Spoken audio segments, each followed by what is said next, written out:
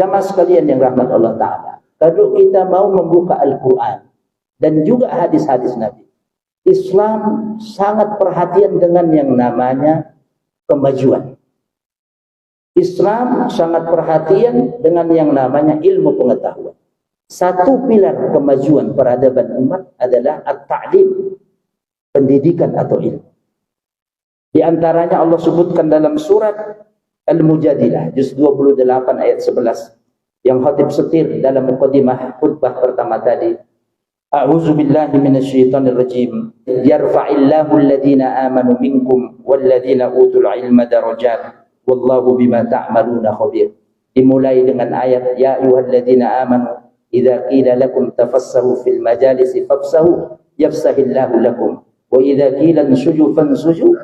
Dijawab oleh Allah, yarfa'illahu alladhina amanu minkum walladzina utul ilma darajat wallahu bima ta'maluna khabir. Allah akan mengangkat derajat kaum, bangsa, umat, pribadi-pribadi. Yang pertama ada iman. Ada iman, hubungan dia kepada Allah, tidak melupakan Allah. Yang kedua, walladzina utul ilma darajat, dan orang-orang yang dianugerahkan Allah ilmu pengetahuan, knowledge. At-ta'lim, pendidikan, adalah bagian pilar yang terpenting setelah keimanan, setelah mengenal kepada ma'rifatullah kepada Allah subhanahu wa ta'ala. Al-Imam Muhammad bin Idris Asy-Syafi'i rahimahullah wa radhiyallahu ta'ala anhu berkata dalam Diwan Syafi'i, bait-baitnya, man lam yadhuq murra ta'allumi sa'atan tajarru'a zulla jahli tula hayati. Man lam yadhuq murra ta'allumi sa'atan tajarru'a zulla jahli tula hayati. Siapa orang yang tidak mau belajar di waktu dia mudanya, maka dia akan merasakan pahitnya, susahnya kehidupan ketika dia nanti masa tuanya. Karenanya jamaah sekalian Jumat yang melakukan Allah Ta'ala, bil ilmi tanmu wa tartaki al-umam. Dengan ilmu umat itu akan maju. Dengan ilmu umat itu akan maju. Wahyu pertama yang diterima Nabi kita Muhammad SAW adalah tentang ilmu pengetahuan, Iqra. Dan salafus saleh, ulama-ulama terdahulu telah memberikan keteladanan kepada kita. Berapa banyak musannafat, karangan-karangan karya tulis ilmiah, buku-buku yang ditulis, yang dikarang, yang mereka tinggalkan, yang kita warisi dengan generasi sekarang. Karenanya jamaah sekalian yang rahmati Allah Ta'ala, ada seorang orientalis melakukan observasi, penelitian di lapangan. Bahasa Arabnya istiqra' fil maidan, melakukan penelitian di lapangan. Idza turidu an tahdima hadaratal umam, kalau kamu ingin menghancurkan kemajuan peradaban bangsa dan umat, yang pertama, alaika an tahdim at-ta'lim, hancurkan sistem pendidikannya, jauhkan pendidikannya dari langit, dari Allah. Tidak ada unsur ruh di situ. Apa yang kita dapat anak-anak kita, generasi kita, kalau hanya Islamic studies, pelajaran agama, one lesson, satu les, one week, hanya satu pekan. Sementara tantangan yang dihadapi generasi anak-anak kita sekarang dahsyat, tidak seperti kita dulu ketika kita sekolah menimba ilmu. Maka jamaah sekalian, ayat tadi dalam surah Al-Mujadilah, ayat 11 surah Mujadilah tadi, ada iman dan ada ilmu. Yang kedua jamaah sekalian yang rahmat Allah Ta'ala, pilar kedua kekuatan kalau mau umat bangsa itu maju adalah al-usrah, keluarga. Makanya dalam Al-Quran Allah Ta'ala berfirman dalam surat At-Tahrim ayat 6, a'udzu billahi minasyaitonir rajim, ya ayyuhalladzina amanu qu anfusakum wa ahlikum nar. Wahai orang-orang yang beriman, proteksi, lindungi dirimu dan keluargamu dari api neraka. Dalam ayat ini Allah tidak menyuruh kita memproteksi, meninggalkan anak kita kalau kita mati tidak dapat pekerjaan, bukan, tetapi dari api neraka. Apa maknanya? Disinilah pentingnya tarbiyah, nilai-nilai pendidikan al-usrah, keluarga. Dalam penelitian, seorang orientalis lagi mengatakan, kalau kamu ingin menghancurkan kemajuan umat, peradaban bangsa, hancurkan keluarganya. Bagaimana caranya?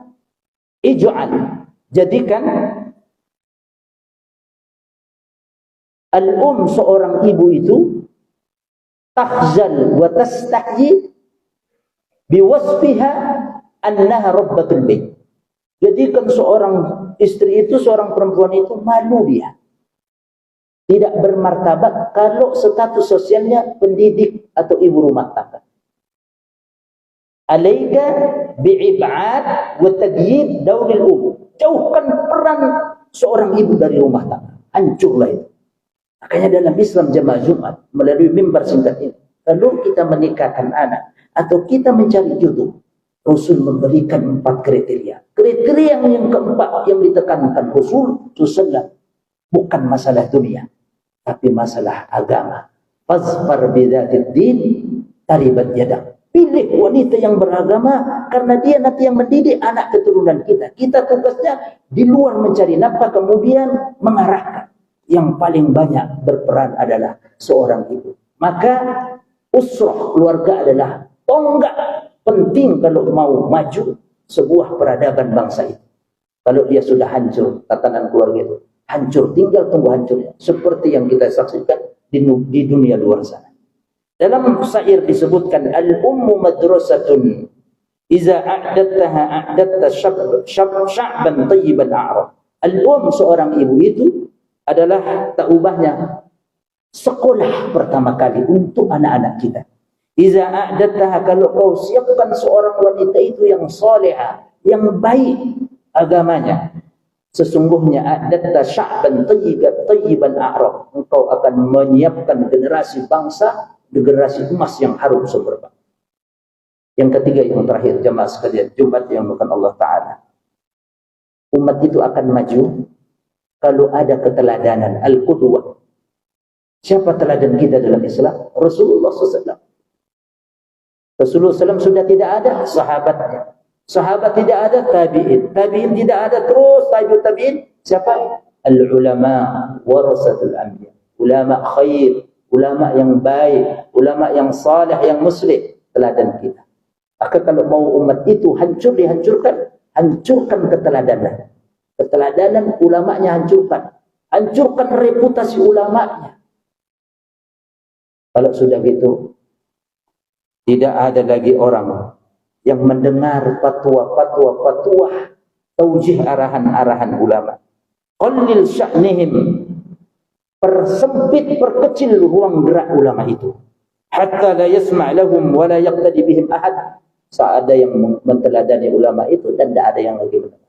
Tinggal tunggu hancurnya lah kemajuan peradaban bangsa itu, tidak akan maju. Maka ulama warasatul anbiya, innama yakhsyallahu min ibadihil ulama. Mudah-mudahan singkat materi yang khatib sampaikan jadi ilmu yang bermanfaat kepada kita. Yang pertama, pendidikan ilmu. Setelah tentunya keimanan. Yang kedua, keluarga. Dan yang ketiga adalah keteladanan. Siapa teladan kita? Rasulullah SAW. Siapa kemudian? Ulama saleh yang muslih adalah teladan kita. Karena Rasulullah bersabda, al-ulama'u warasatul anbiya. Mudah-mudahan menjadi ilmu yang bermanfaat. Amin ya rabbal alamin.